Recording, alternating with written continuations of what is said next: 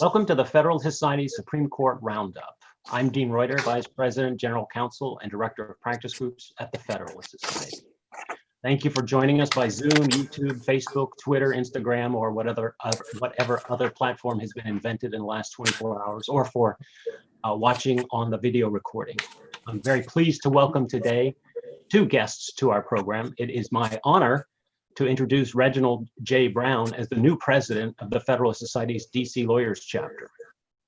Reg is well known to many of you as a partner at the DC office of WilmerHale, where, among other things, he counsels financial institutions and others about government investigations. He's represented some of the most high-profile financial and other institutions on the federal, state, and international stage. He's the recipient of numerous accolades, most recently being recognized for excellence in the 2020 edition of Chambers USA as being among America's leading lawyers in business. He served in the White House Counsel's Office, the White House Office of Political Affairs, Presidential Personnel Office, and the National Economic Council, among many other prestigious appointments. We're very pleased to welcome him as the new leader of the DC Lawyers Chapter. And Reg, I leave it to you to introduce our speaker, Miguel Estrada. Thanks, Dean. Really appreciate that. I was given three instructions today. One was to make sure my Federalist Society dues are current. They are now, and I'd encourage you all to do the same. The second was to keep my remarks about Miguel to 2 or 3 minutes, and I will do my best on that. And the third was a strange instruction to mute before I flush. I'm not quite sure what that meant, but maybe some of you have an idea. Really excited about today's program. The Federalist Society has been doing this for more than 20 years. Began at Tony Chang's restaurant in Chinatown, grew to the Mayflower, and this year, for the first time, we are, as Bill O'Reilly would say, doing it live. So very excited about everybody joining virtually today. And it's my great pleasure to introduce our speaker, Miguel Estrada. Of course, Miguel needs no introduction to many of you, but his story, dare I say his legend, demands retelling again and again. Miguel came to America from Honduras as a 17-year-old immigrant with limited English skills. In short order, he managed to graduate from Columbia, Phi Beta Kappa, and the Harvard Law School, magna cum laude, where he also served as an editor of the Harvard Law Review. Miguel clerked on the Second Circuit and for Justice Anthony Kennedy, and he served his country as an AUSA in the Southern District of New York and worked for 5 years as an assistant to the Solicitor General of the United States, alongside now Chief Justice John Roberts. He's argued 24 cases now before the Supreme Court, dozens more in the courts below. And in 2020, he argued on behalf of Comcast and achieved a 9-0 win for his client.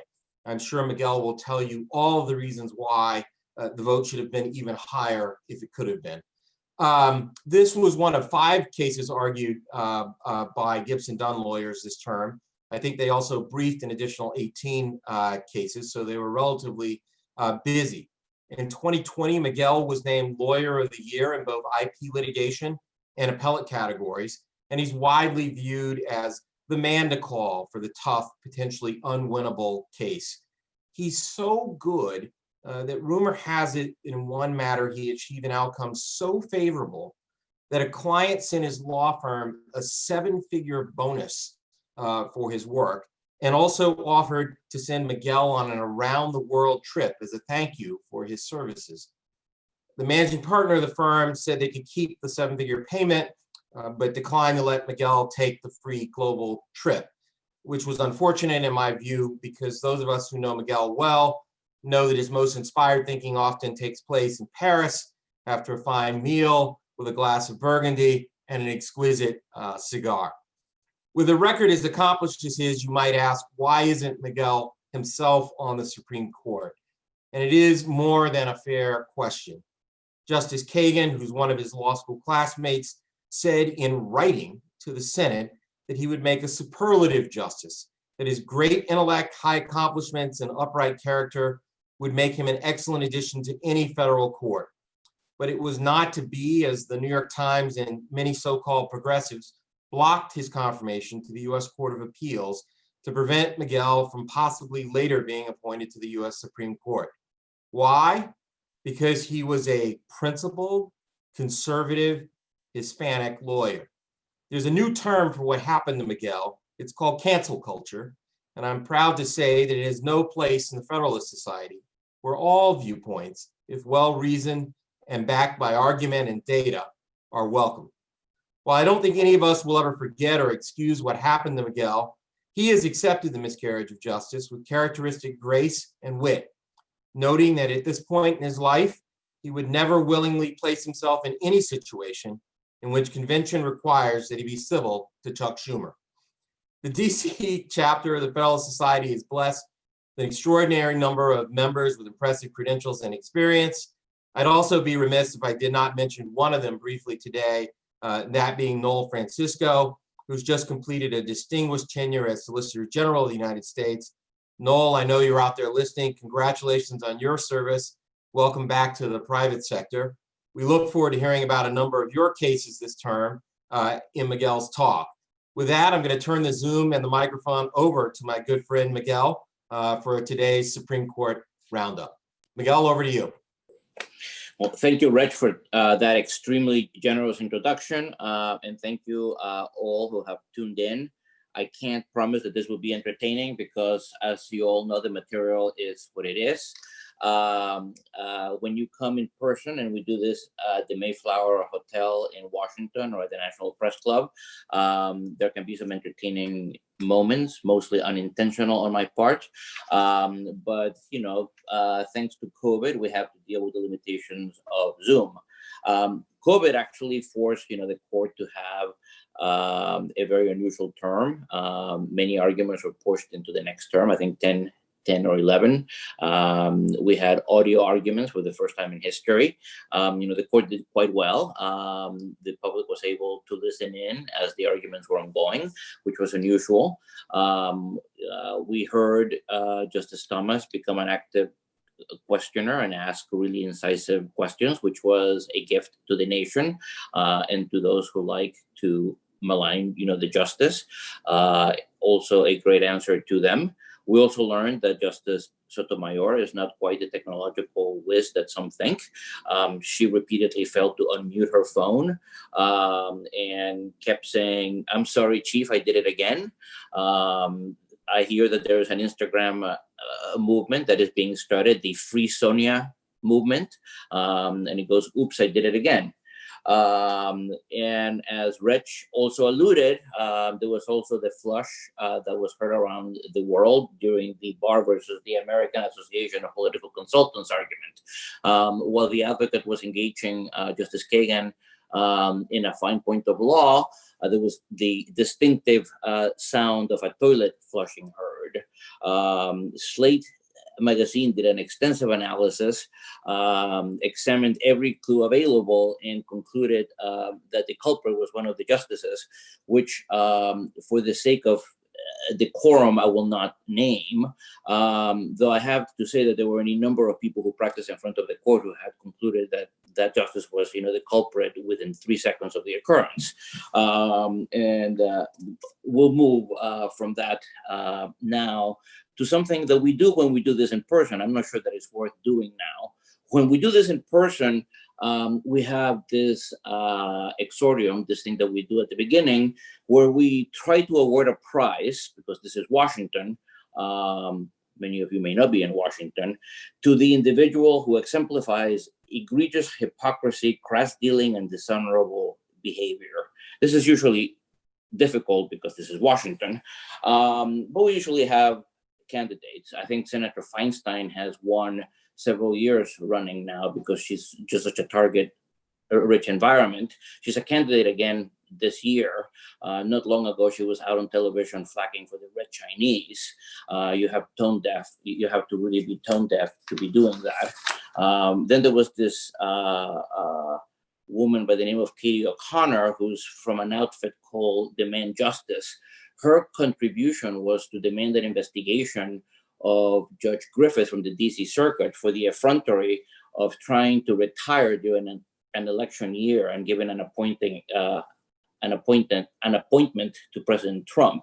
The Chief Justice had to shut that down. There was, needless to say, no evidence of any impropriety in the fact that the judge took his, retirement. But I think it would be hard to top, the collective conduct of the media and the Democratic Party, if you think that there's a difference in between those two things, in dealing with the ongoing conditions of unrest in some of our cities, and just failing to grapple with what's going on. My favorite manifestation of that came in an ABC News tweet that recently stated as follows: protesters in California set fire to a courthouse, damaged a police station, and assaulted officers after a peaceful demonstration intensified. There is apparently no depredation or criminal behavior that will not be excused or explained by the left or the media as a peaceful demonstration. And that's just shameful, and tends to indicate, on the part of one, a complete inability to report truth, and on the part of the other, a complete inability to govern. And it's hard to pick one or the other as the most worthy, recipient for the prize. So we'll just call it a tie. Turning to the statistics for the term, we can move through them quickly. Because of the conditions for COVID, the court had only 53 signed opinions. It was the lowest number since the Civil War, when the court had, I think, only 41. The court, in addition, had 5 summary, reversals, 2 PCs issued after argument. If you count the merits cases and the summary reversals, 36 of the court's cases were unanimous, and about 36%, and 22% were decided by 1 vote. The Chief Justice was in the majority in 51 out of 53 of these cases. He dissented in 2 important ones. Mcgird, which we will talk about, dealt with whether half of Oklahoma is still a reservation, which is an interesting case, and an interesting jury trial case, Ramos. Justice Gorsuch was a very salient figure in cases dealing with sex discrimination against gay folks under Title VII, again, the jury trial case, and Indian rights.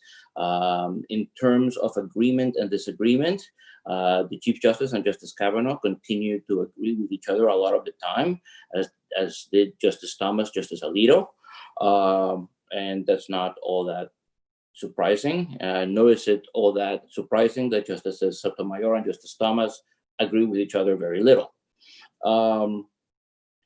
In terms of the circuits, again, par for the course, the Ninth Circuit got overturned a lot. They had 10 cases up. They were overturned on 9. That's on par with their usual. The Fifth Circuit had 6 cases up, and they were overturned in 5. The Second Circuit had 8 up, and they were overturned in 6. The Federal Circuit is not just wrong, but clearly wrong. They had 4 cases up, and they were overturned in 3, 9-0, 8-1, and 7-2. Makes you think that Congress should deal with that problem by coming up with a specialized court to deal with the cases that they deal with, because they clearly don't quite know how to deal with them. Anyway, going to the docket, because we have a lot to cover and not a lot of time, let's start with the criminal cases. We have a few of them that are salient. Bridgegate, which brings us back to the good old days of Chris Christie and his merry band of henchmen.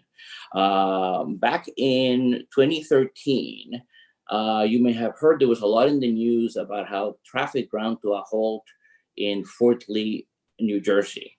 Why would you ever want to be in Fort Lee, New Jersey? Beats me, but traffic ground to a halt.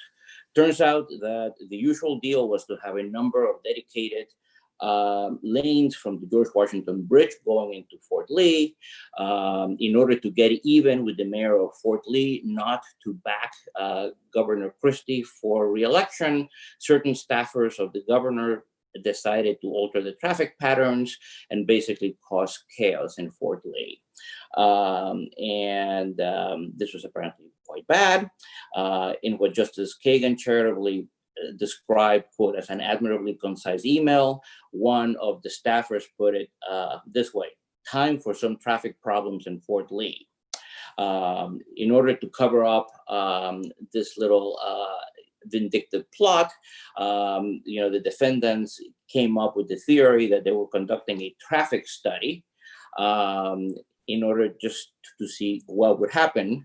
There had to be some expenditures for an extra toll collector and the like. This being 2013, the defendants were ultimately charged and convicted by the U.S. attorney, a certain appointee of the Obama administration, and the convictions were affirmed by the Third Circuit.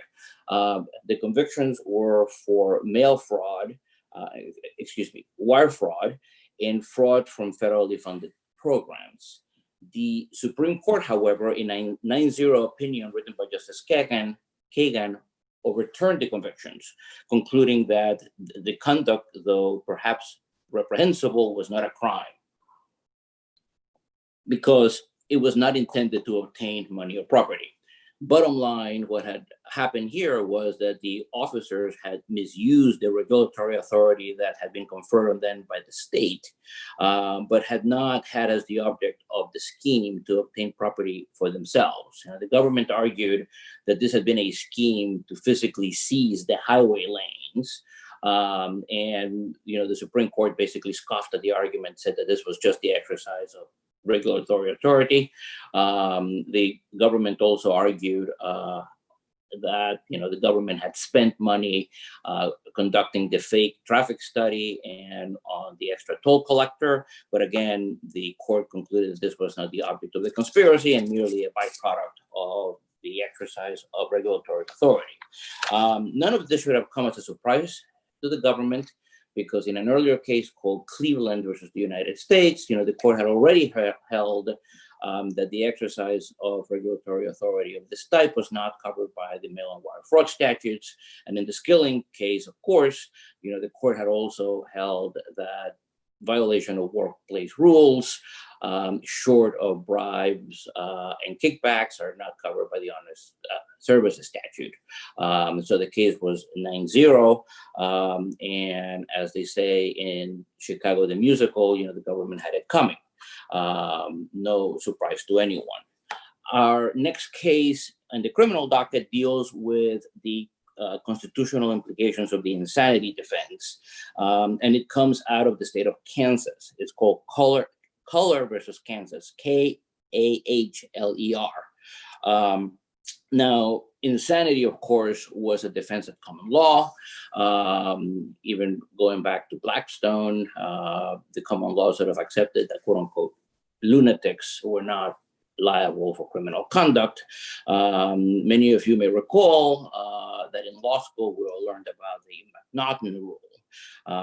In 1843, in an English case, this was after independence, obviously, someone tried to shoot the English Prime Minister, Robert Peel. He actually killed somebody else, and he ended up getting off by reason of insanity. The English courts conducted a hard look at what the defense of insanity took, and as a result of that, we got the Mcnaughton Rule, which basically has two parts in the conjunctive.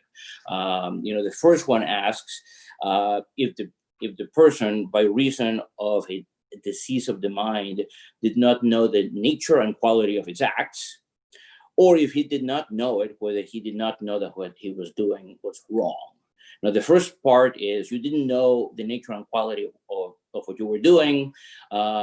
You blew the guy's head, but you thought it was a watermelon. This is called a cognitive incapacity test. This is the Joe Biden branch of the test. You really have no idea who you are, where you are, whether the guy is your brother, your wife, or your sister. The second branch is you don't know right from wrong, even if you do know that the guy is your brother.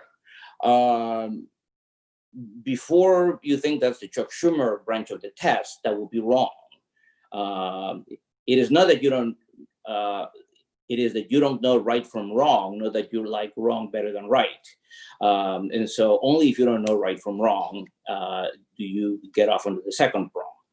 Anyway, in the 20th century, you also had other tests, such like as the irresistible impulse, so that even if you were not crazy or insane under the Mcnaughton rules, you just couldn't help yourself because you were possessed by an irresistible impulse to do what you ultimately did.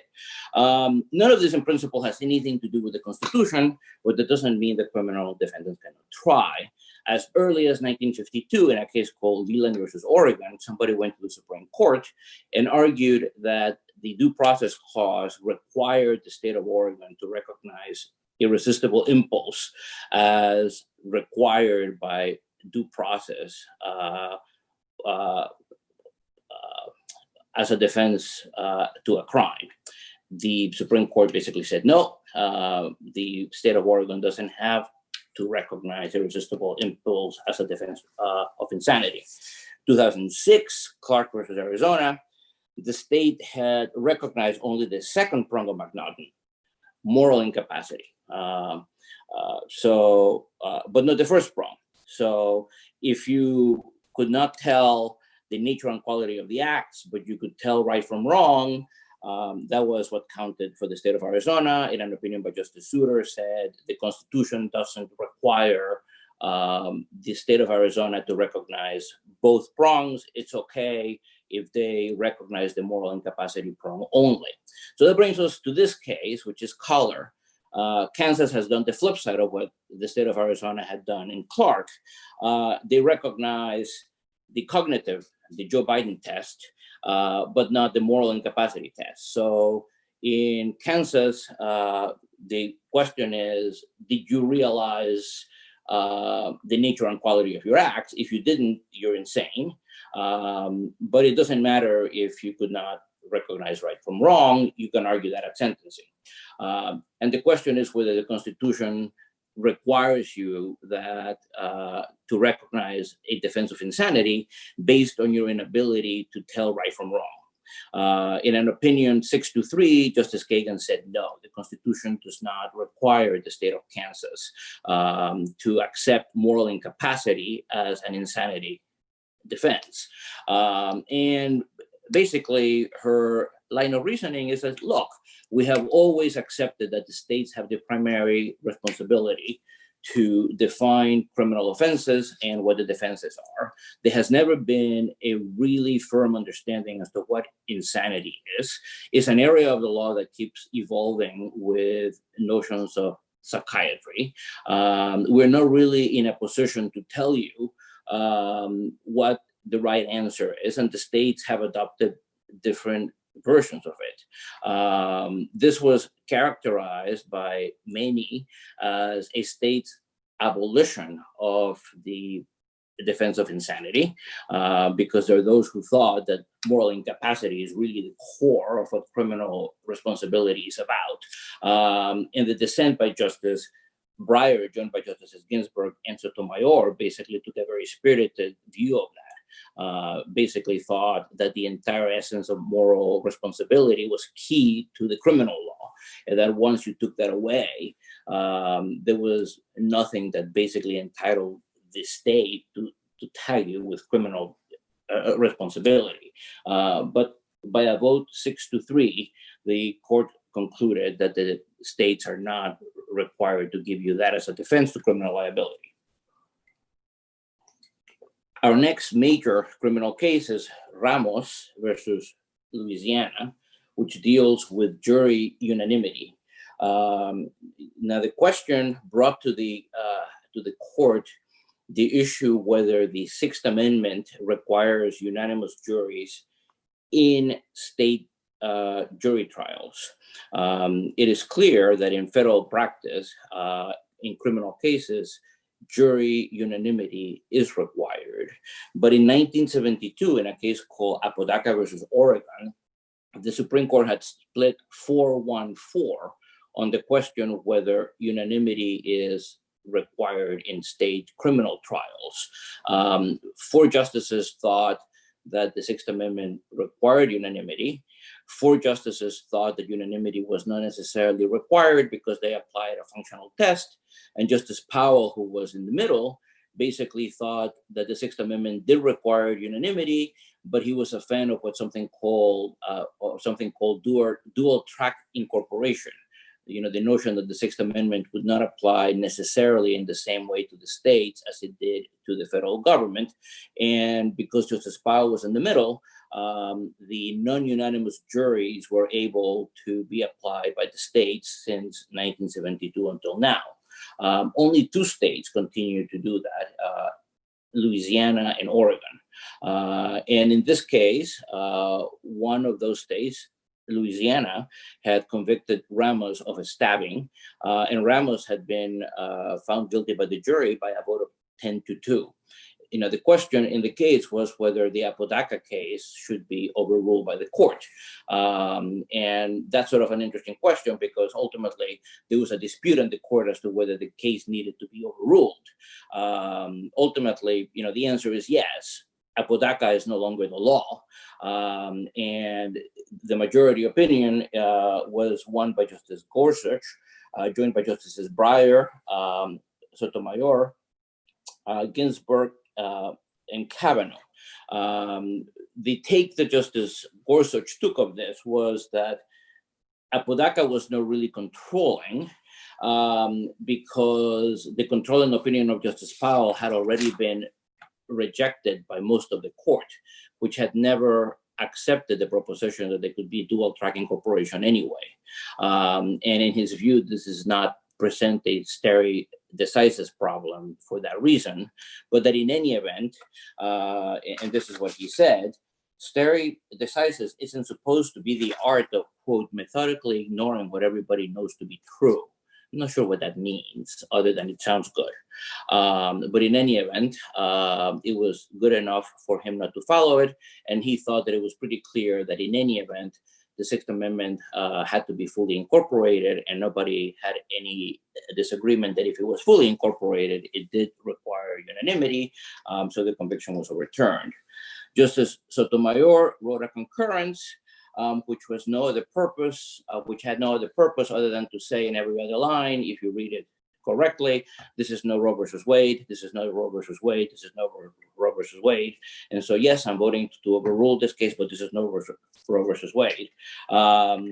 Because every time somebody who's left of center on the court votes to overrule a case, there has to be an explanation for the day that may come as to how this is really different from Roe versus Wade. And in her view, this was quite a unique case because the laws that allowed for partial verdicts in criminal cases had racist origins, and that's what justified the overruling in this case.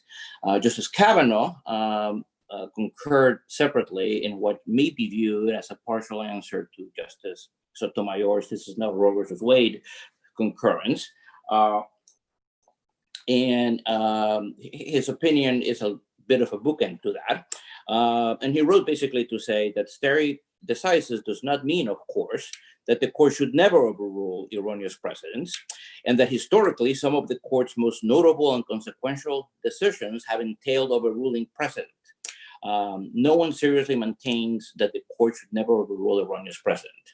And so, the bookend to the Sotomayor, well, this is really unusual, was, well, no, I mean, we should do it, and some of our big cases have been overruling big cases.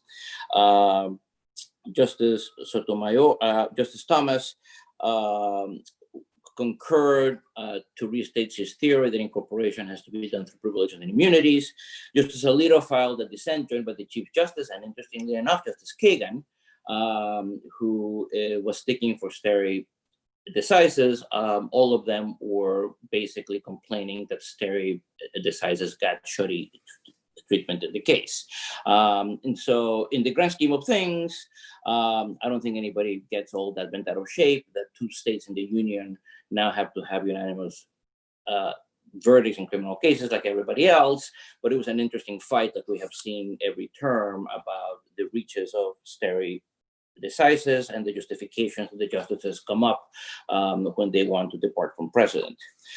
Apart from those three big criminal cases, obviously the court had many others, not quite as consequential. We had an interesting case called Cinnamon Smith, in which the court unanimously overturned the Ninth Circuit in a criminal immigration case because the Ninth Circuit had basically taken over the appeal and appointed amici to argue things that the criminal defendant herself had not thought of arguing, and on that basis had invalidated a federal statute.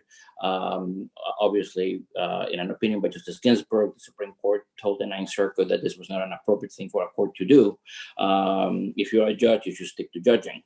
And again, Hernandez versus the United States, the court answered the weighty question. If you want to appeal your guideline sentence on the theory that it's too high and that it was unreasonable, you need not have mentioned the talismanic word reasonableness in the district court. And in a case called Bannister versus Davis, the court held that a Rule 59E motion attached to a first habeas petition is not in fact a second or subsequent habeas petition under EDIPA. I honestly do not know how the Republic was able to survive for 200 years without the Supreme Court answering these weighty questions. On the death penalty, the court got back to the enforcement of the federal death penalty. You may be aware that the current administration issued regulations to get that started again. Those were upheld by the DC Circuit, and the Supreme Court denied cert on those earlier in the year. That did not keep a federal district court in the District of Columbia in a case called Barr versus Lee to issue an injunction barring 4 executions on the theory that the lethal injections protocol to be used by the federal government violated the 8th Amendment. The Supreme Court, by a vote of 5-4, vacated that stay and pointed out that, among other things, the lethal injection protocol that was to be used by the federal government was identical to the one that the court had already repeatedly upheld. In a second case, Barr versus Perkey, another court in the District of Columbia had entered a stay of execution in favor of a 68-year-old inmate who claimed to be suffering for Alzheimer's. He was not, however, running for president. And the court vacated that stay without opinion, also with 4 justices dissenting. What's interesting in both of these cases is that Justice Breyer and Justice Ginsburg issued opinions in both cases advocating for the court to consider the constitutionality of the death penalty. And it's fairly clear that if there were to be a change in administrations and a departure of one of the right of center justices, the likelihood is high that there would be a reconsideration of the constitutionality of the death penalty, and that the death penalty, once the left of center side of the court has the votes, could very well be invalidated. Touching briefly on one important case on federal Indian law, I mentioned this at the beginning, the case of Mcgird versus Oklahoma. Mr. Mcgird was convicted of sexual offenses in state court in Oklahoma. He insisted that his conviction was invalid because he should have been tried in federal court. There is a federal statute called the Indian Major Crimes Act, which says that if you are an Indian, this is the term that the statute uses, and you committed your crime in Indian country, which is to say a reservation. These are all statutory terms. So if you're sensitive to the use of the term Indian instead of Native American, forgive me. If you are an Indian who committed the offense in Indian country, under the Major Crimes Act, the crime has to be tried in federal court and not in state court. And the sexual offense at issue was grave enough to be one that should have been tried in federal court if the crime was indeed committed in Indian country, that is to say, a reservation. Earlier in a case called Carpenter versus Murphy, the 10th Circuit had held that pretty much all of eastern Oklahoma, including the city of Tulsa, was indeed Indian country. And the court had tried to hear that case last term with Justice Gorsuch recused and basically tied 4-4. This year, they took, the Mcgird case, and with Justice Gorsuch sitting, and concluded in a 5-4 opinion that indeed the 10th Circuit had been correct, and that most of eastern Oklahoma is indeed Indian country, including the city of Tulsa. The opinion basically deals with an analysis of treaties that Congress entered into with the Creek Nation beginning in the 1830s. You may recall, the history of the Trail of Tears, where the government, in not one of the proudest moments of the history of the country, basically displaced a number of Native Americans west to take over lands east of the Mississippi, and entered into a number of treaties that assured the possession of lands west of the Mississippi to the Creek. The question was whether those treaties remained in force, and whether all of that land remained a reservation, or whether Congress had disestablished the reservation. And the analysis that Justice Gorsuch goes into is to look individually at several of the actions that Congress took over the course of the 19th century and early in the 20th century, effectively to say, no, that didn't do it, no, that didn't do it, no, that didn't do it. And so when Congress basically had a policy, for example, of allotment, insisting that lands be individually owned by Native Americans rather than by the tribe collectively, when Congress disestablished tribal courts, when Congress took away any other aspect of autonomy, the analysis that Justice Gorsuch followed was like, no, that did not disestablish the reservation. So that individually, he concluded that none of them had done it. And at the end of the road, he concluded that therefore the reservation had never been disestablished and that all of this continued to be Indian country. The Chief Justice, joined by Justice Thomas, Alito, and Kavanaugh, disagreed on the bottom line and with the method of analysis. He concluded that the totality of the actions taken by Congress over the course of that period of years showed that the reservation, in fact, had been disestablished. As a practical matter, when the case came out, the first news that many people had of it was a tweet by Senator Cruz, which basically said that the liberals of the Supreme Court and Justice Gorsuch had just literally given away half of Oklahoma. Manhattan is next, he said. It's not quite. I don't think anyone in Tulsa is going to lose his house. The consequences of this ruling are fairly important, but mostly for interjurisdictional squabbles as between Oklahoma and the tribes, who gets to be tried where for what crimes, and who gets to be taxed where for what transactions. But and those are important things and highly consequential. They may also require Congress to become involved, but they probably ultimately will be ironed out anyway. But it's a very important case nonetheless. Turning quickly to some of the major civil rights cases, let me begin with Hernandez versus Mesa, the cross-border shooting Bivens case. Bivens, for those of you who don't recall, is this very interesting animal, which is a darling of the left. It basically involves getting the Supreme Court to give you a lawsuit against federal officials, preferably cops or Republican political appointees, based on the Constitution itself without Congress ever giving you a cause of action. The Burger Court came up with Bivens in 1971 by a vote of 6-3. Bivens held that you could sue the FBI under the Fourth Amendment for breaking into your house, even though Congress had passed Section 1983 to make a similar cause of action available against states.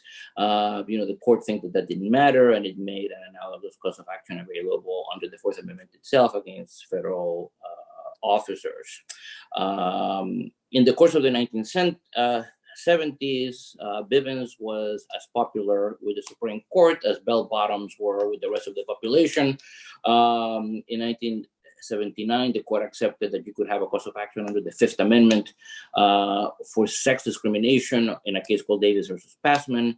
And in 1980, in a case called Carlson versus Green, the court accepted you could have a cause of action under the Eighth Amendment for mistreatment in jail. But since 1980, Bupkis, basically the court has put a stop to it and has continually refused to recognize new Bivens causes of action. It has gone even further, and in refusing every invitation to come up with a new Bivens cause of action, it has announced that any expansion of Bivens is disfavored and that courts should not expand the remedy to any new category of defendant, new cause of action, or new context. So in the context of this 40-year consistent refusal to recognize any new cause of action, we get the Hernandez case, which comes to the Supreme Court. Hernandez involved a young teenager who was shot by a border agent in the US-Mexican border. Depending on whom you believed, he was trying to do something untoward to the agents by running up and down in between the Mexico and the US, or if you believe the parents of the young man, he was just playfully going in between the US and Mexico by playing touch, the pole with some of his friends. There was an investigation conducted by the US government. The US government refused to charge the officer, and it also refused to extradite the officer to Mexico. The parents of the young man sued then the officer in federal court in the US.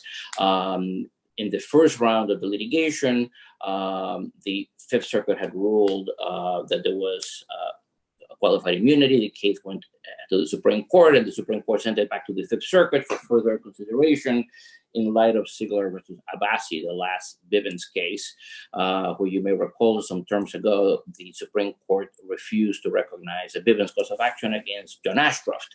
The Fifth Circuit got it back, and en banc refused to recognize a Bivens cause of action in this case. And once it came back to the Supreme Court this year by a vote of 5-4 in an opinion by Justice Alito, the Supreme Court agreed that there was no Bivens cause of action for this case. Now, the trick here is you have to think about what the level of generality is. I mean, the parents are suing in what purports to be Fourth and Fifth Amendment claims. Bivens itself was a Fourth Amendment claim, and you could make a claim that at a certain level of generality, a claim under the Fourth Amendment has already been recognized. Davis versus Passman was a Fifth Amendment claim, albeit one for sex discrimination, and you can make an argument that a Fifth Amendment claim has already been recognized at a certain level. And the question is whether this is an application of existing claims or whether this is a new claim or a new context. In an opinion for the court, Justice Alito concluded that this was a new claim in a new context, and that in addition, there were any number of factors that weren't hesitation given the cross-border sensitivities and the foreign relations issues involved.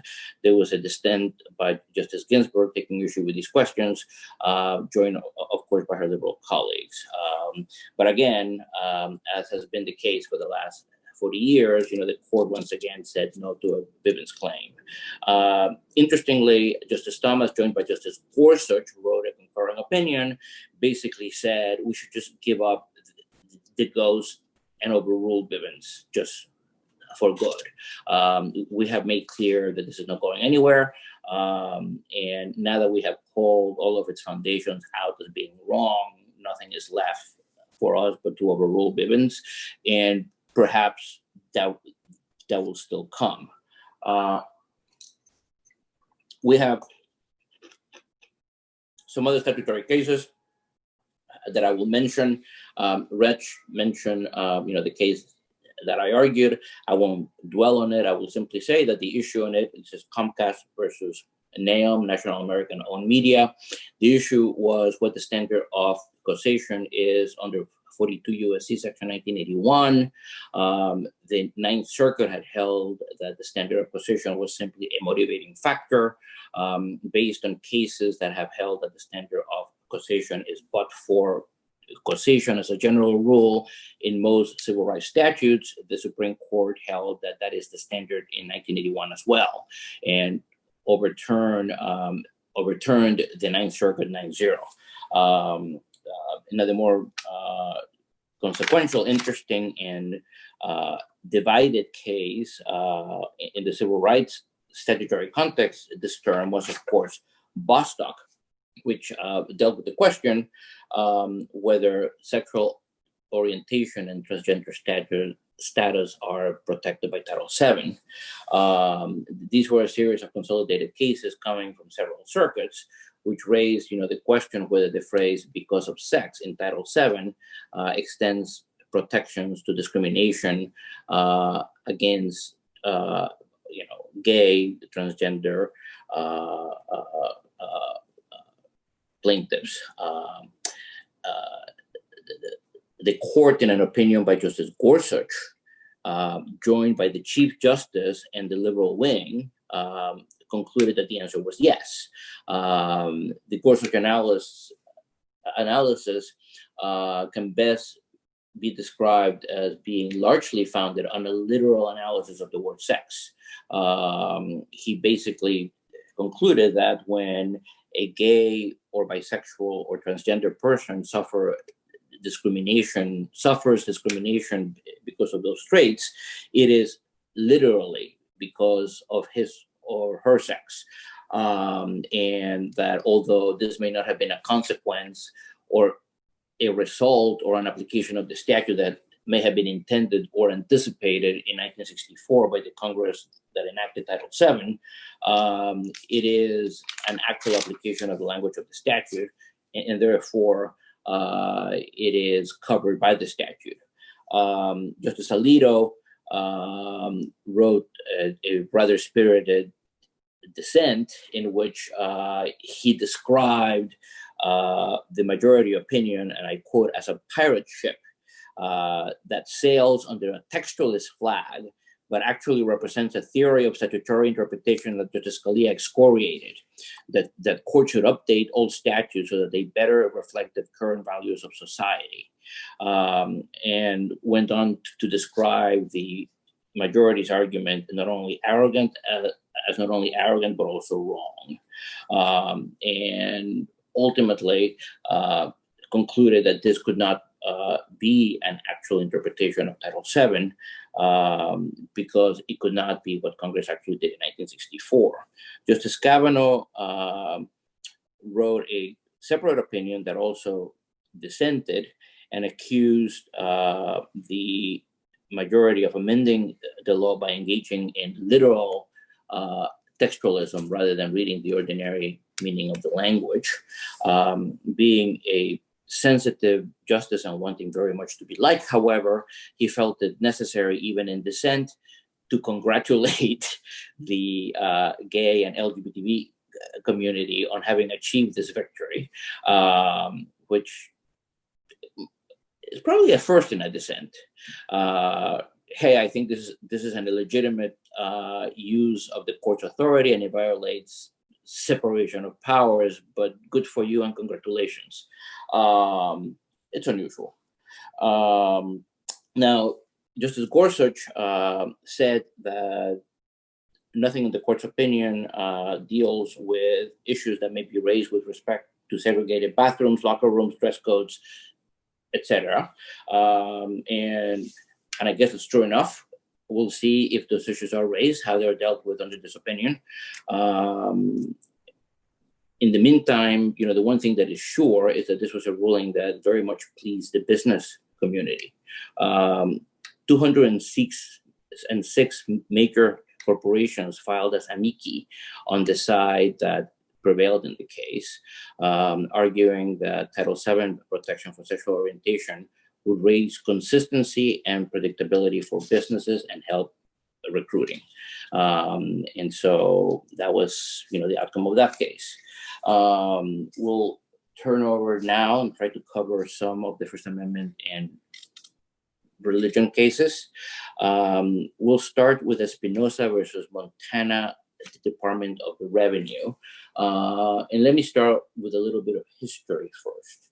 In the 19th century, President Grant proposed a constitutional amendment that would have prohibited direct public aid to religious schools. But the effort never got through Congress. 38 states, however, ended up adopting constitutional amendments that came to be known as Blaine amendments because of the name of the congressman who tried to spearhead the amendment through the Congress. These Blaine amendments have been in front of the Supreme Court from time to time. 3 years ago, in a case called Trinity Lutheran Church versus Comer, the court was faced with Missouri's invocation of the Blaine Amendment. You may recall it was a case in which there was a program for resurfacing of school playgrounds, and this particular school had been denied participation in the program because of its religious identity. The court in that case basically sided with the school, saying that, quote, denying a generally available benefit solely on account of religious identity imposes an impermissible penalty on the free exercise of religion. And so that was Trinity Lutheran. That was 3 years ago. So fast forward to this case, the Montana legislature has a program of aid. The aim is to provide tuition assistance to parents who send their children to private schools. There's a tax credit scheme so that if you make a donation to certain organizations, then those organizations can give you scholarships so you can send your kid to a private school.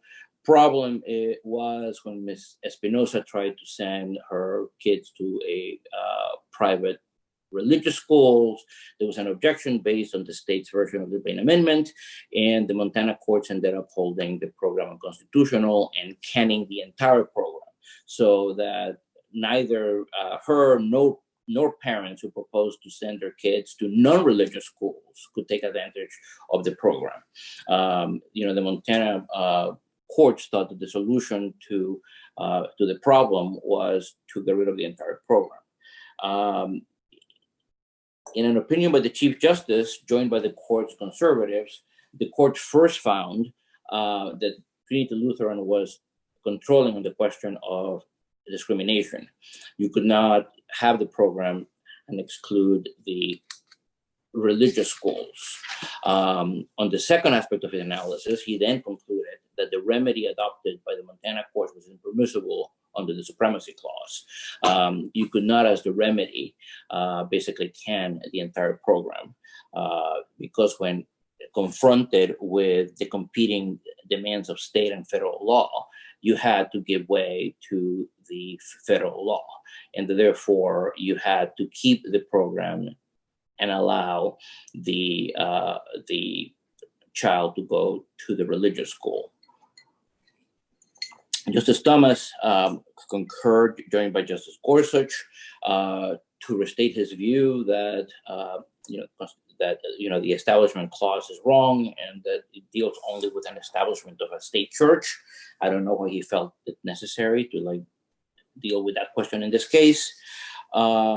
Justice Alito, who had not recovered from losing the Jury Unanimity case, or his fight with Justice Sotomayor about the origins of those laws, wrote a concurrence to say that if it was important to take into account, the origins of the law in Apodaca, and if she was right that those laws were racist, it was important to keep into account that these Blaine amendments were actually born of anti-Catholic bias, and that we should keep that in mind, that he inserted into his opinion an 1871 cartoon which depicted Catholic priests as crocodiles slithering hungrily toward American children as a public school crumbles in the background. So he keeps grudges, Justice Alito. Justice Ginsburg, Justice Kagan, Justice Breyer and Justice Sotomayor. Each of them dissented and joined each other's, dissents. They took issue with the remedy a lot on the theory that even if the chief were right, getting rid of the entire program basically fixed everything. And they also took issue with the analysis. We went back again in a new case to the ministerial exception. You may recall some years ago, the court recognized under the First Amendment a ministerial exception so that certain employees of a church cannot sue the church for discrimination if you're a minister, etc. In a case called Our Lady of Guadalupe School versus Morrissey Beru, the court considered the claims of two plaintiffs who had sued based on different claims of discrimination. The Ninth Circuit had upheld the claims, had basically concluded that the employees were not literally ministers, and they were teachers in the schools, that they were not particularly important to the teaching of the faith, and that they were more like run-of-the-mill employees, that they did not really match the factors that the court had considered in Hosanna Tabor, the earlier case. The court disagreed with the Ninth Circuit, as so often happens, and in an opinion that was 7-2 by Justice Alito, only Justices Ginsburg and Sotomayor disagreed. So importantly, Justices Breyer and Kagan joined the opinion and basically held that basically, the First Amendment keeps courts from adjudicating these sorts of discrimination claims, that it doesn't really matter if you match exactly the list that the court used in Hosanna Tabor, nor does it matter whether you strictly have the title of a minister, because there are many faiths in which you don't have the title. You could be an imam or something else. You have to look at what the functions are that the person actually executes and how important they are. In this case, they were teachers, but they're also engaged in prayer, and it was part of their job that they communicate, the faith to the students. Finally, in the First Amendment area, we have the AID case versus the Alliance for the Open Society. This is, the second coming of a case that had been in the court already. There's a law that requires certain recipients of aid to have a policy that expressly opposes prostitution and sex trafficking. Some years ago, the court had concluded that the policy could not be enforced against domestic organizations consistent with the First Amendment. This case presented, the question whether the policy can be enforced against the foreign affiliates of the same organizations. The foreign affiliates basically argued that it was pretty much, the same thing, because these affiliates would be perceived as extensions of them, etc. In an opinion by Justice Kavanaugh, the court disagreed, basically on the dual grounds that the First Amendment doesn't apply to foreigners, and these entities are literally foreign entities, and B, that we have a longstanding principle of corporate separateness, and once you have a separate corporate affiliate, you have to live with the fact that there's a corporate that is a separate corporate affiliate. So although the rule cannot constitutionally be applied to the U.S. affiliates, it could be applied to the foreign affiliates of the same entities. Moving right along, we had hoped to have a Second Amendment case, New York Rifle and Pistol Association versus City of New York. The Second Circuit had upheld the City of New York's restriction on the extent to which you can transport your firearms to firing ranges. The law was fairly, restrictive. You could only basically take it to city-authorized firing ranges, of which there were only a handful. You could not take them to your second home, etc. After the Supreme Court granted cert, lo and behold, Mario Cuomo and Comrade de Blasio saw the light, and wouldn't you know it, laws were immediately changed to try to moot out the case. The ploy was successful, which tells you that when mom and dad are looking, people take their hands out of the cookie jar. So the case ultimately was dismissed as moot, and with a dissent by Justices Alito, Justice Gorsuch, and Justice Thomas, who ultimately did not agree that this was moot, because there were still certain, albeit minor but live aspects of the case that could have been entertained by the court.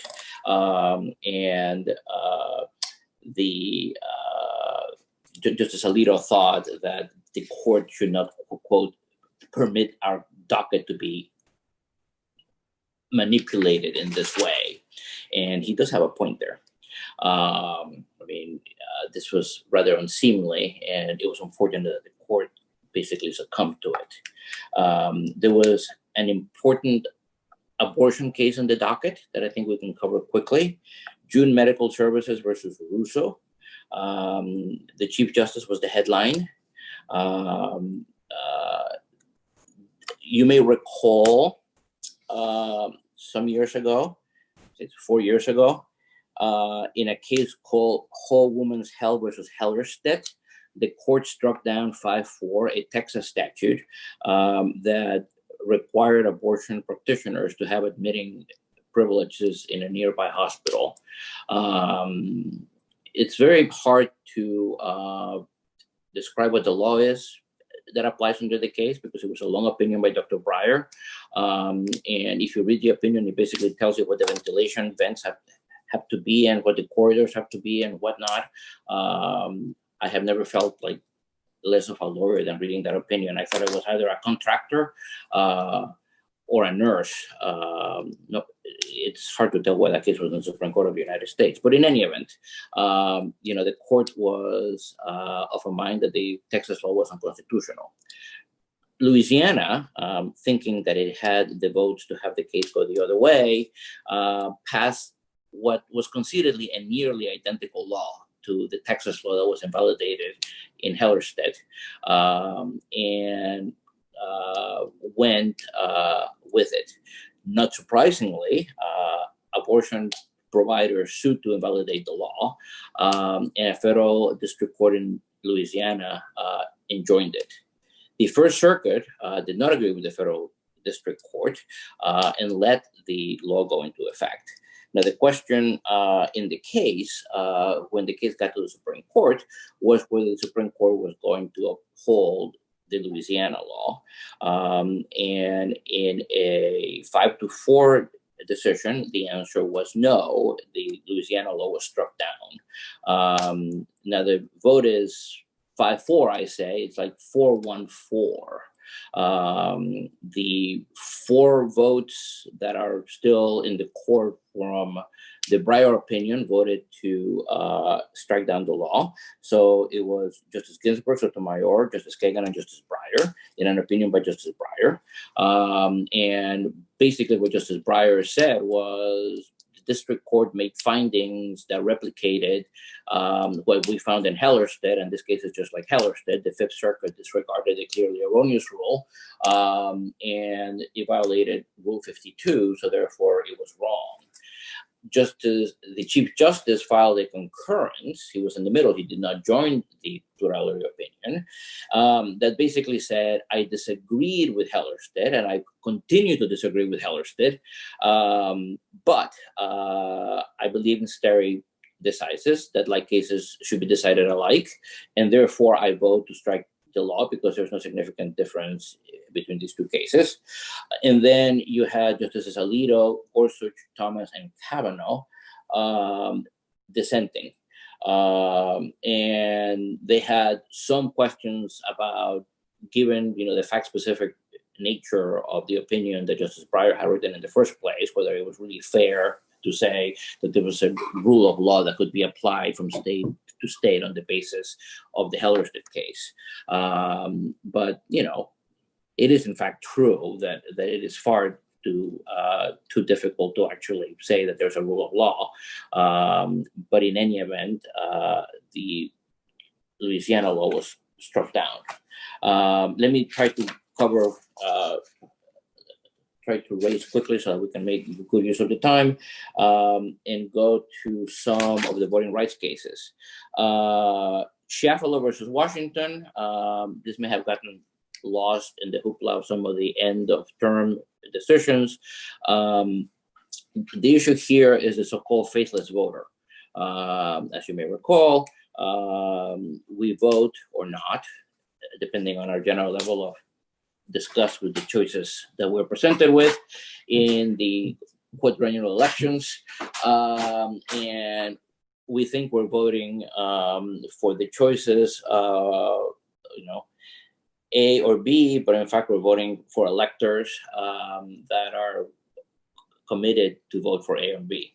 And the question in Sheffield versus Washington was if the state of Washington was carried by Hillary Clinton, which of course is always carried by the Democrats, may an elector in the Electoral College then vote for somebody else. And what happened in 2016 was that 3 electors that were ostensibly committed to vote for Hillary Clinton voted for Colin Powell in the hopes of encouraging electors from other states who were committed to vote for Donald Trump from starting a movement that would elect somebody else other than the president.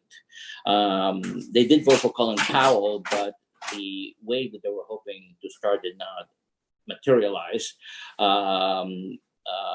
On the other hand, the state of Washington was not amused by the fact that they did not vote for Hillary and fined them each $1,000. They did not want to pay for not having voted. They thought that the Electoral College was a voting institution that allows them to exercise their own voting discretion, and that this was inconsistent with the Constitution. So the question was whether this is so. This came to the court with another companion case out of the 10th Circuit, Colorado Department of State versus Bacca, in which the 10th Circuit had actually agreed with that claim, and in which the court also heard argument. In the oral argument in Bacca, which was only an 8-justice court because it turned out that Justice Sotomayor is somehow friends with Pauline Bacca, go figure. Justice Thomas suddenly surprised everybody by asking counsel for Ms. Bacca whether the elector was free to vote for Frodo Baggins, the Tolkien character. And this apparently didn't stun the advocate because he basically said, and he said, no. Justice Thomas said, he wants to vote for Frodo Baggins because he really likes Frodo Baggins. He said, no, that would not be okay because Frodo Baggins is not a real person.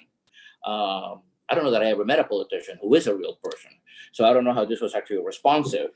Chuck Schumer and Nancy Pelosi, I think, okay. But in any event, so that was that argument. So to get back to Sheffield versus Washington and Bacca, which were argued together, ultimately, Justice Kagan wrote an opinion for the court that was pretty much all of the view that this claim didn't fly. Justice Kagan had references to Veep and Hamilton and everything else. But her view was Article 2, Section 1 grants the power to appoint electors in such manner as the legislature may direct to the states. And that means that the states can basically make you commit and fine you if you don't vote as you committed. Justice Thomas and Justice Gorsuch concur separately to say that the states have this power, but it doesn't necessarily flow from Article 2. And so that was Sheffield. Bacca was basically just decided in a short opinion on the basis of Sheffield. There was a fight over a Wisconsin election that went to the court on a stay application where a Wisconsin judge had extended the deadline for voting on the primary in April, and 5-4 the court vacated that may be coming back, but right now the appeal is in the Seventh Circuit. The court had a number of intellectual property cases that, if you don't have coffee, I will probably bore you to tears if I told you about. I should probably mention the book income case.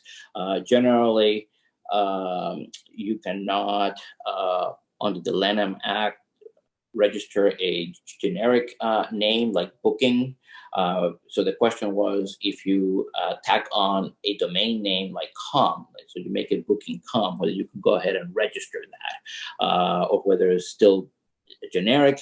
And the answer is, if you tag it on to a generic name, it can cease to be generic and you can register it. So I'm glad we know that now. We had a case under the Hague Convention on abduction, which I will just mention briefly. This poor abused woman, Michelle Monaschi, fled Italy with her child. The husband came back from Italy and convinced the courts in Ohio that he should get the child back. And the question was, where was the habitual residence of the child? She argued that there had to be an agreement, between the parents as to where that was. The court said that was actually not true. There had to be no agreement, that was not required by the treaty.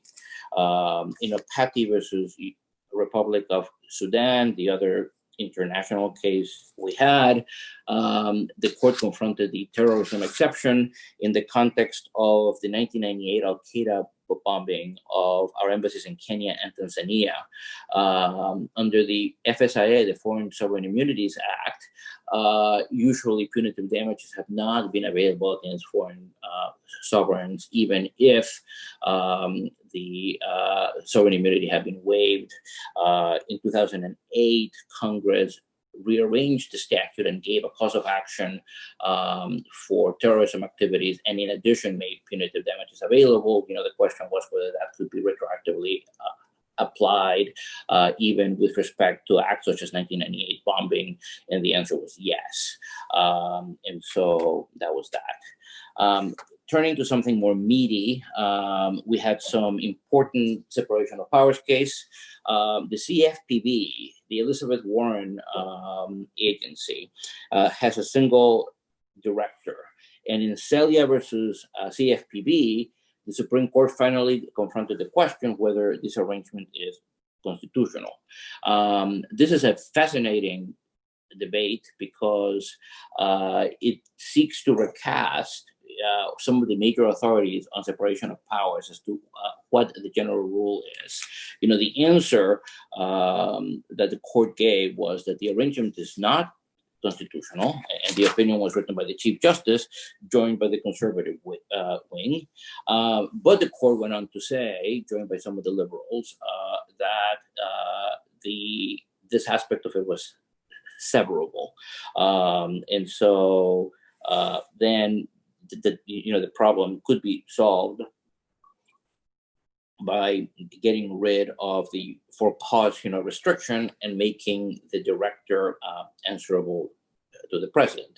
So problem easily solved. Justice Kagan, joined by Ginsburg, Breyer, and Sotomayor, filed a really long and scholarly dissent, which was scholarly not only in how long it was and how detailed it was, but also in the fact that she cited herself. She cited her own law review articles, which was at least mildly amusing, because that would not occur to me. Sort of like people have said, it's like the New York Times when they say, some say, and claim that that's news. But what was interesting about how this was argued is that the Chief Justice structured the opinion to argue for a general rule of presidential accountability and to try to cast the unitary executive as a general rule, and to say that there are two narrow exceptions, Humphrey's executive and Morrison versus Olson.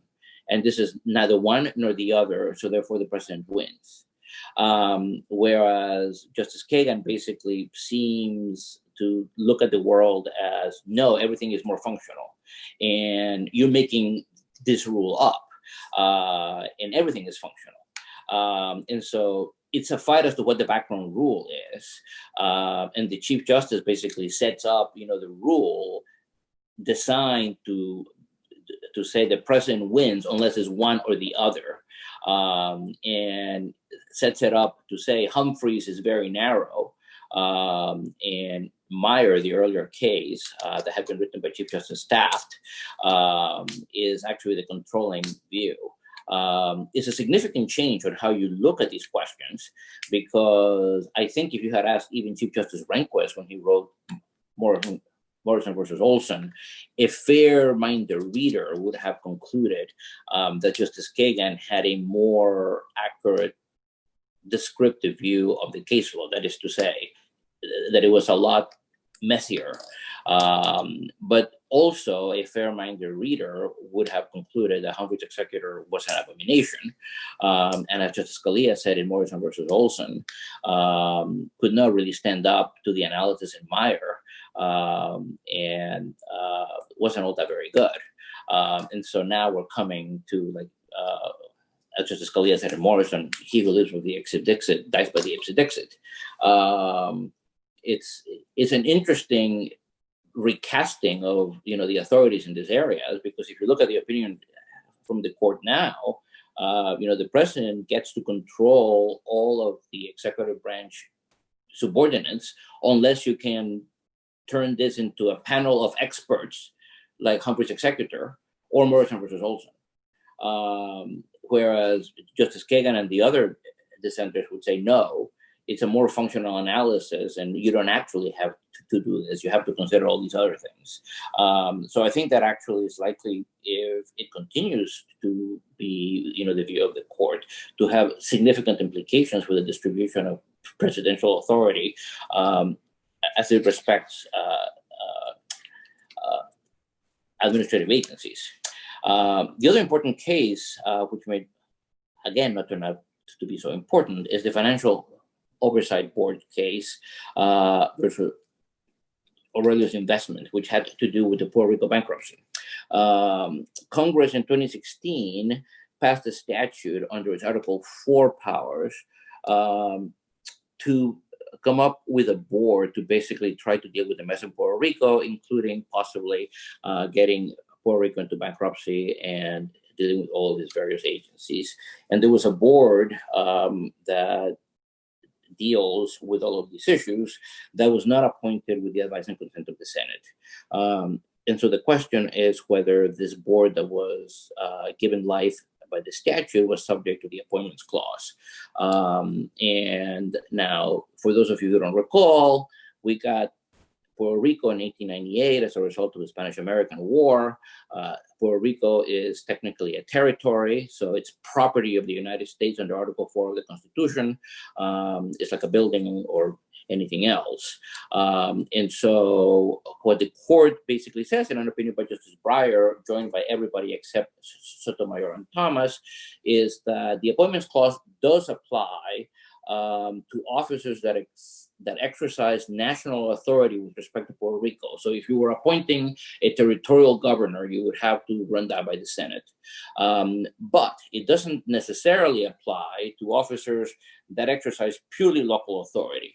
If you want to appoint a trash collector in Puerto Rico, you don't have to run that through the appointments clause. And in the view of the Supreme Court, the board that was appointed to deal with the Puerto Rico mess is really dealing with local matters rather than national authority. So therefore, it didn't, although the appointment clause applies to some matters in Puerto Rico, it doesn't apply to these matters. So that was the answer. Justice Thomas concurred, though faulted the court for not really giving an adequate explanation as to what exactly is local and what isn't.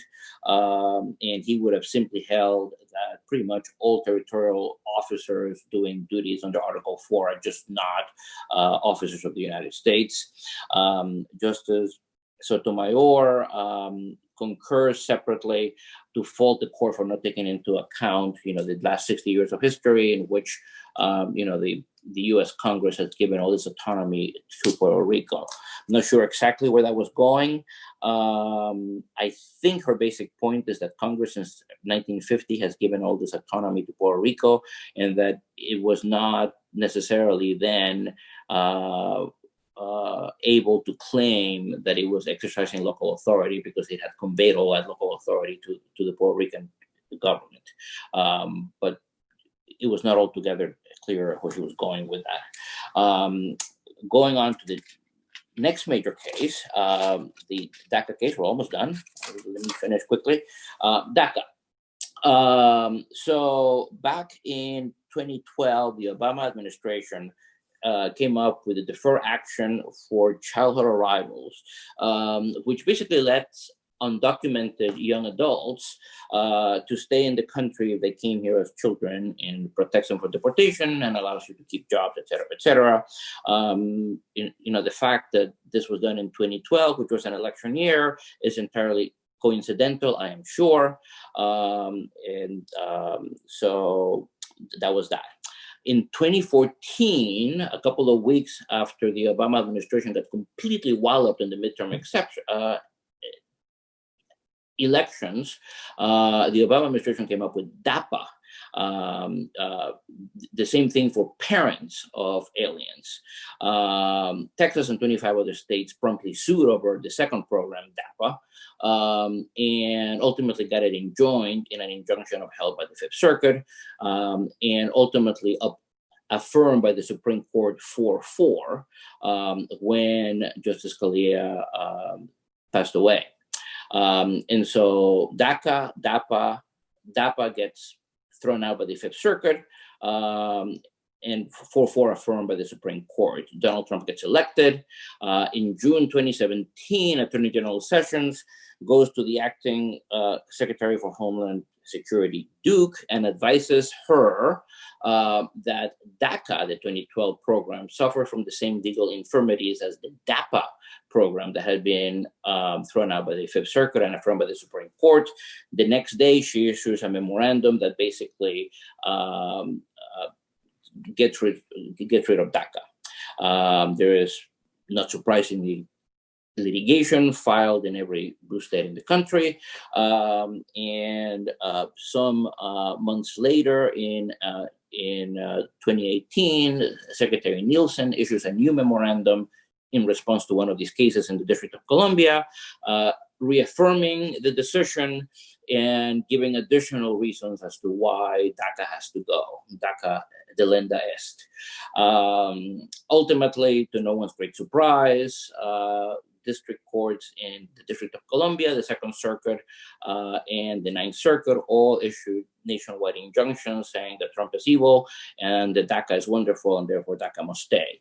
There is an effort by the administration to go to the Supreme Court and cert before judgment. In the interim, the Ninth Circuit affirmed one of those cases.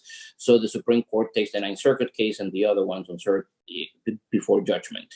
In an opinion by the Chief Justice, the Supreme Court, by a vote 5-4, agrees that the administration was wrong to set aside the DACA program. Why, you might ask? Well, the Chief Justice says, first, the government is wrong to claim that this is unreviewable, which was the first thing that the government tried, because this was not merely a withholding of enforcement, but also conferred benefits. And the part that conferred benefits is always reviewable under the APA. Well, fair enough. Then he goes on to say that the Duke memorandum, the thing that got issued the day after Sessions went to the acting secretary, is inadequate under the APA because she failed to consider doing something less than getting rid of DACA entirely. Of course, you could not have been expected to disagree with the Attorney General, he says, on the question of law, whether this was legal or illegal, but she should have realized that the Fifth Circuit had thrown DAPA out only because it thought it was unlawful to give the DAPA recipients benefits, and that it was consistent with the rationale of the Fifth Circuit to withhold federal benefits and let the immigrants stay. And failure to consider lesser alternatives than the elimination of the entire program rendered her actions suspect under the APA. He also said the actions were suspect because she failed to consider the reliance interest had been engendered by the program. Now, Secretary Nielsen had considered all of these, reliance interests, but he said that that could not be considered at all in the appeal because this was a post hoc rationalization. That was a little bit rich, actually, because Nielsen had issued that opinion as part of a remand in the DC district case. And so it was an explanation that had been actually issued at the request of one of the courts in the litigation.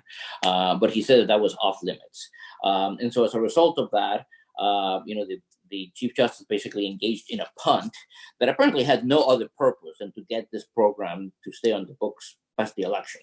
The reasoning is actually pretty thin.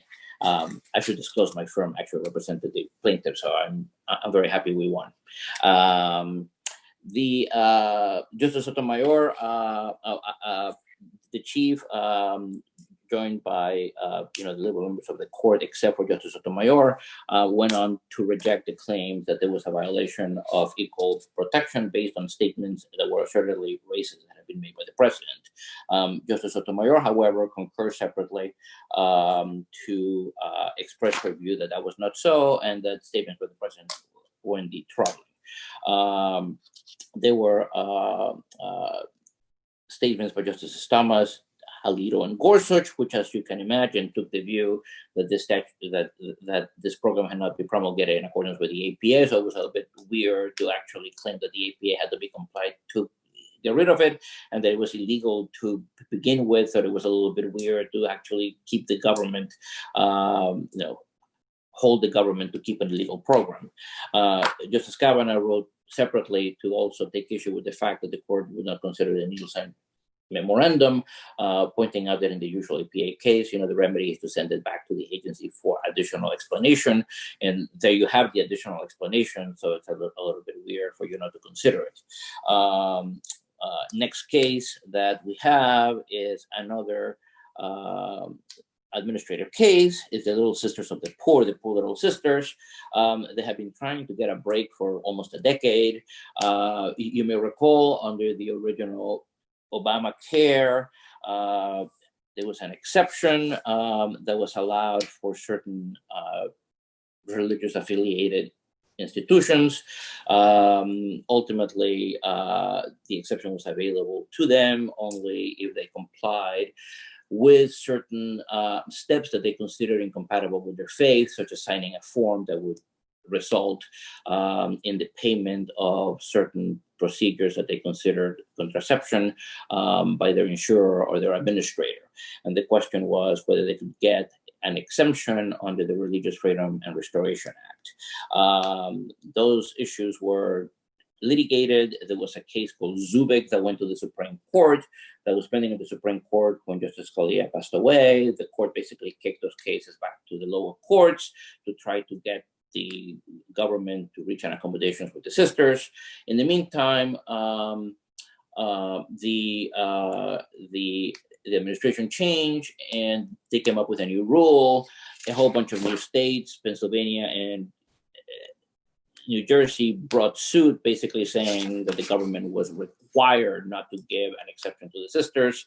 The Third Circuit agreed in an opinion by Justice Thomas. The Supreme Court overturned the Third Circuit, and they said that the statute basically gives broad discretion to the secretary to give this sort of exception, and the secretary could consider the possibility that this could violate the Religious Freedom and Restoration Act. With that, actually concluded that it did. Justice Alito would have gone further and held that it did violate the Religious Freedom and Restoration Act, so that the sisters could basically have peace. Justice Ginsburg and Justice Sotomayor dissented. The last two things I have to discuss are the Trump subpoena cases. There were two of them. One coming out of the several subpoenas were issued by the House of Representatives to Trump, his family, and a number of religious institutions, and a different subpoena was issued by Cyrus Vance, the district attorney for New York County. The court dealt with them in different ways, in two different opinions, and considered them as being bound by different historical lineages.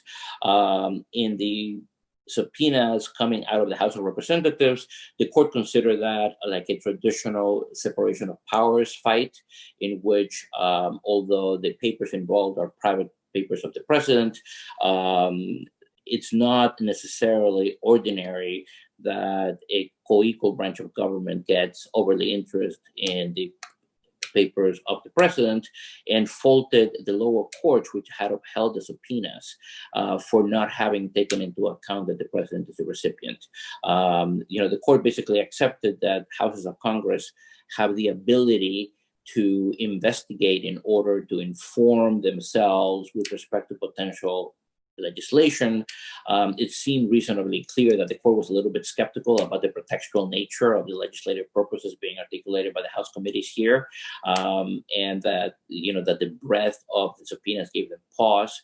And what the court ended up saying was that it's fine for houses of Congress to direct these sorts of subpoenas to a president as part of legislative endeavors, but they have to really sort of give some indication as to why they can't get the information anywhere else to meet that legislative finding, and ultimately show that this is narrow enough to meet what they're looking for, so that you can't go for a fishing expedition claiming that you're thinking of fixing the money laundering laws, and therefore I want all of your financial records. And the court was unwilling to actually tolerate that one. With respect to the Vance subpoena coming out of the district attorney's office, the court harked back to the history of subpoenas in criminal cases, federal criminal cases, going back to the Aaron Burr trial, and basically pointed out that presidents have been accepted as being subject to process, subject to permissible polite accommodations since the beginning of the Republic. And although this was a new flavor of it, the court thought that in a criminal case and in a criminal investigation with all of the secrecy assurances of the grand jury, the president should be subject to this sort of process as well. If there is an indication of an abusive purpose, the court made it clear that the federal courts, remain open to the president if it appears that a state prosecutor is trying to impede his official duties, or is trying to use one of these subpoenas purely for harassment, but that in the ordinary course, the president should raise ordinary defenses in the state proceedings, or if he thinks that this is being used for harassment, can always go to federal court and assert the supremacy clause and make a showing that this is intended to interfere with his official duties, but he is not otherwise immune from process. And I think that covers what we did for the term. And I think I should stop there and turn it back to Dean or Reg, so that we have an opportunity to sort of have some time. Well, thank you, Miguel. A real tour de force. We appreciate all the work that must have gone into that presentation. I really appreciate your time and your energies and your insights. If you're in the audience, if you're on the telephone, you need to push the star button and then 9 on your telephone. If you've joined us on the Zoom call, you need to push the raise your hand feature, and we'll get to as many questions as we can. I don't think we're going to be able to go to 4 o'clock, but we've got a few minutes left here for questions.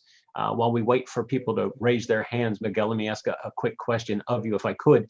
You mentioned stare decisis, you mentioned Bivens, and the court not really overruling it. I've seen or heard complaints, I suppose, maybe about the court acting too incrementally and not overruling cases, suggesting that cases are outmoded or outdated. Bivens might be one you raised. Auer might have been one from the last term. The Lemon test, the religion test seems to be under attack. Does the court move? What does that mean from a litigator's standpoint if the court is moving incrementally, if that's correct? And how does that complicate your work as a Supreme Court litigator? Well, I think it depends on the context. I think for the predictability of the law, Bivens is almost a non-entity, right? Because the court has basically told you, you have these three things, and you cannot increase the level of generality. You know, the Ninth Circuit tries every so often, but it doesn't work. Our was effectively overruled. You know, the opinion that Justice Kagan wrote, it's basically an imposition of Chevron criteria on our deference. And she went so hard to rewrite the doctrine in order to save it, that its applicability to any specific context is doubtful. You know, getting our deference should be fairly difficult based on how hard she had to do to save it. I mean, Justice Kavanaugh, I think last term, wrote a concurrence basically saying, well, I think I would overrule this, but after you basically rewrote it, I don't know that it would ever apply. And so there are ways of dealing with troublesome precedent that you would prefer to see go so as to render it practically inapplicable. All right, let's turn to the audience now. We've got 3 questions pending. Let's check in with our first caller. A reminder to the callers to make these questions rather than statements. Go right ahead, caller.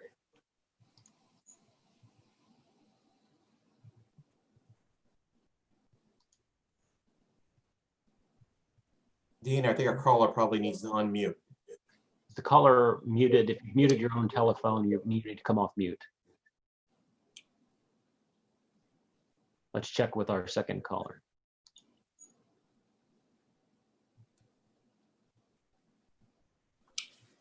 I don't know if we're having technical difficulties here or not. Go ahead, caller. If you can hear me, Ed B, go ahead and ask your question if you could.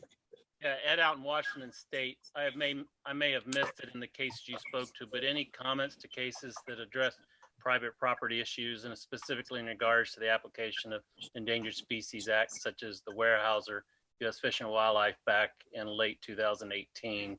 Well, that was last year. Yeah, and how the court might be heading in regards to these types of issues in this current session. Well,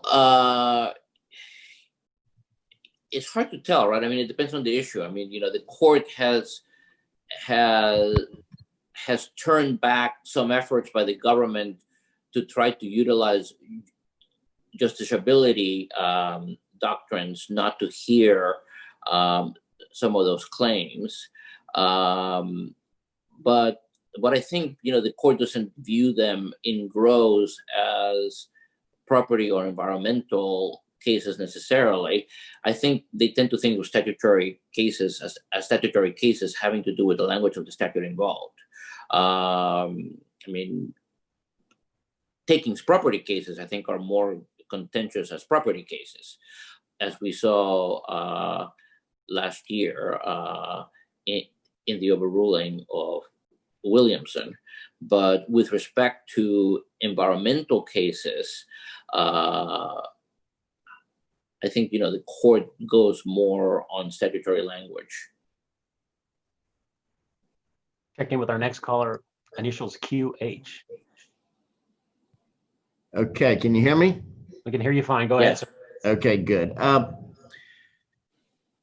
There's been a lot of commentary out there about John Roberts' tendencies in the last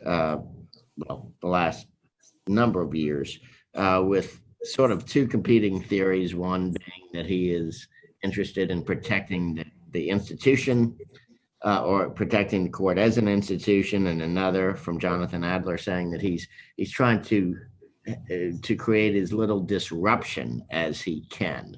You worked with him all those years ago.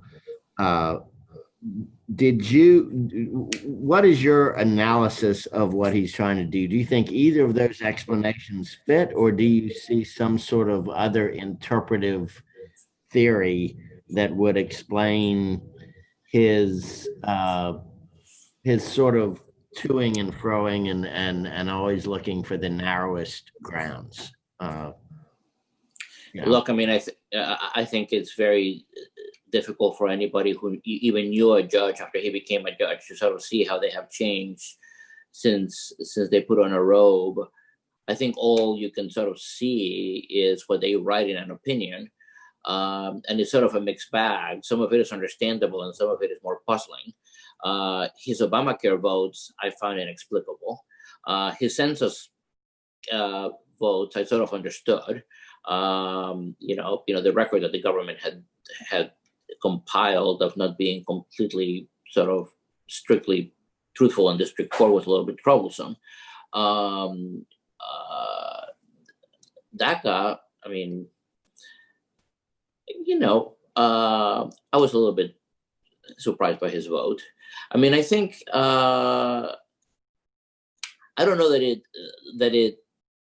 it's helpful to ascribe a motivation, because I don't think that he does any of these things out of a motivation. I mean, I think he may be looking at the case as to how it's going to fit into a particular area of law, and it's just not apparent to me how he thinks it fits. I mean, it'll be interesting to see what he does with the Obamacare case when he comes out, next term, now that the mandate has been, repealed, and he upheld it solely on the basis of the mandate. I don't know that I'm in a position to analyze the why. I can only see what he does and sort of ask myself whether I can find some sense or not in what he did. Miguel, we're trying to get you out of here at 3:30. We've got a long list of questioners here. Do you want to take another question, or you need to move on to your next business? Let's take 5 more minutes. Okay. I have a court hearing at 4 that I need to turn to. Very good. Initials KM. Go right ahead. Again, if you're on a telephone, you need to unmute your own phone if you haven't unmuted. Hi. Getting back to the question of Chief Justice John Roberts, is there any reason to believe that Associate Justice John Roberts would vote any differently than Chief Justice John Roberts? Meaning we have sort of an institutional view that maybe he wouldn't be burdened by if he were an Associate Justice. That's an interesting question. He was initially nominated to be an Associate Justice. I don't know about, it's hard to know. I have to believe that he would feel the same sense of responsibility about what the court as an institution is doing. Even though he is the Chief Justice, he still only has 1 vote. He's primo inter pares. But it's an interesting question. I mean, that goes back to the question of whether he feels a sense of responsibility for how the court is perceived and a sense to steer cases one way or the other because of that. I think he's voting as he sees the cases, not necessarily in terms I understand all the time. But I have to believe that's true of all of them, even though I don't always agree with all of them or with each of them. And that there would not necessarily be any difference by the weight of leadership. At the end of the day, the additional responsibilities, at least in principle, are mostly administrative. Miguel, you mentioned at the outset that the chief was in the majority, 51 out of 53 cases. Is that unusual, and is that a way to exercise some control of a decision and therefore its breadth? Well, yeah, but I assume he was in the majority because he agreed. But he dissented in some significant cases. The Indian Mcgird case and the Jury Unanimity case. Yeah. And he was also in the majority in some significant 5-4 cases like Daca. But you had significant unanimity in a number of cases. But it's true that if you want to control the outcome of the cases and who gets, the opinion assignments, which can be important, it's better to be the senior person in the majority. And there's no more senior person than the Chief Justice. So how you assign opinions is important, and to whom you assign them is important. Some members of the court will write more broadly than others. And if you're the assigning justice, which you would always be if you're the chief and you're in the majority, you can exercise some modest level of control over the scope of the opinion in that way. Very good. Let's take a final question, and then I want to give Reg Brown a chance to weigh in if he'd like to. Initials RD, go right ahead. Nope, it says RD is using an older version of, so let's go to John M. John M, you need to unmute your telephone. Or Yes. your, Can you hear me? yeah, we can hear you fine. Go ahead. Hi, Miguel. I was just wondering if you'd like to comment quickly about the Supreme Court's refusal to take up any of the cases seeking to undo qualified immunity, and what you think, what your prediction is as to whether you think they'll pick up that issue either this term or in sometime in the next few terms. Well, that's an interesting stare decisis problem, right? The court has been asked to do it, but there is no doctrinal basis on which the court would be compelled to do it. Usually cases that come asking the court to overrule a line of precedent usually are able to say, well, this rests on moth-eaten basis right now. You have already undermined this aspect of this or this other aspect of this. Usually it's not based on a plea that, well, this is not working because somebody got just shot, or look at the riots, right? I would think that of all things, if anybody thought this was a policy that ought to be changed, the plea should be made to the other side of the street, to Congress. This was a doctrine that the court developed.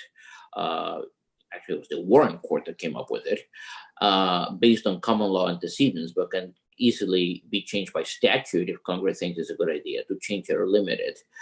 It would be difficult for the court to find a good reason to limit it now, even if some members of the court thought it was overused, because doctrinally it's difficult to come up with a hook to limit it. There's nothing in the current doctrine that would say it's unstable or that it's not working. There are instances in which members of the public may be able to argue that it leads to some injustices, which may be true enough. But the consideration of whether that's true or not doesn't actually depend on anything that is intrinsically wrong with the doctrine. That is something that the court would usually get into. And so what is the court expected to do? It's not like Bivens, where you say, you're not applying this. You basically have called all of the reasons that underlie the doctrine senseless. It's time to let it go. Here you are applying it. You summarily reverse courts of appeals who don't apply it all the time. What would be the justification for going back and saying, like Emily Litella, never mind? It's just not the right venue for somebody to urge a reframing of the doctrine. You should go talk to Congress about it. Very good. Let me turn now to Reg Brown. Reg? Thanks, Dean. Thanks to you, and thanks to you as well, Miguel. Normally, we would have at least given you a rubber chicken lunch for doing this. I think you're going to have to settle for a bottle of wine, which will be headed your way shortly. Hopefully, you'll think that it's a reasonable accommodation. Haven't seen your cellar, Reg? It would be great. Great. I'd also like to thank everyone for joining us today. To have hundreds of people here on a Zoom in the middle of the afternoon engaged in a civil discussion is really the hallmark of what the Federalist Society is about. I'm upset about COVID, but actually happy that we're able to demystify the society by putting this out for the world to see. And Miguel, you certainly today did us all proud. So thank you very much for that brilliant tour de force of the court's term. Okay, thank you all. My thanks as well to Miguel Estrada and Reg Brown. But we stand adjourned. Thank you very much, everyone.